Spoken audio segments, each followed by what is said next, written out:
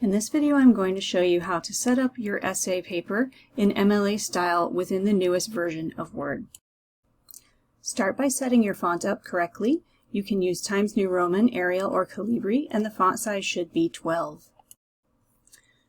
Next, type your header. This should appear only on the first page, and it should include your name, the course, the assignment, and the date.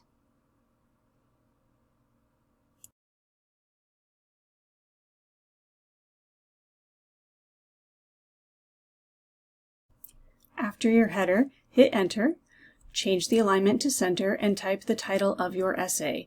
You don't need to underline, bold, or italicize this, and once you've typed it, click back to left align. Hit Tab to indent the first line of your paragraph and start typing.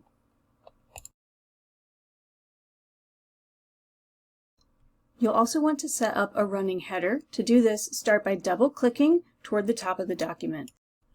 Type in your last name only, and then you can insert a page number by clicking on Insert, Page Number, Current Position, and selecting Plain.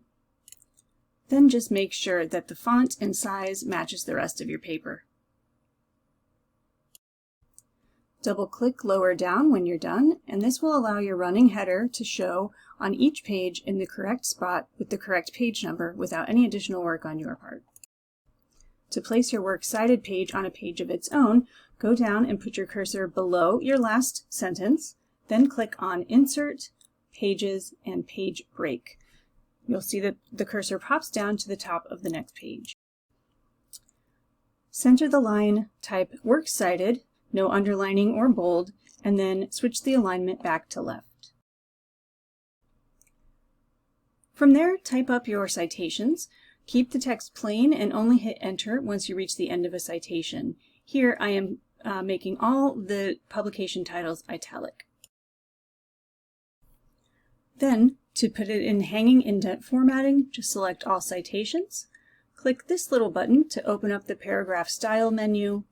Look for Special, click on Hanging, and then click OK. The citations are now in hanging indent formatting. Make sure that they appear in alphabetical order by the first letter of the citation. And that's it. Using these formatting tips, your formatting should stay preserved when you view your document in Blackboard Viewer. But if you want to be on the safe side, you can save it as a PDF instead and upload that. That will preserve all of the formatting that you see on your own screen. Have a good one and send a course message if you have questions.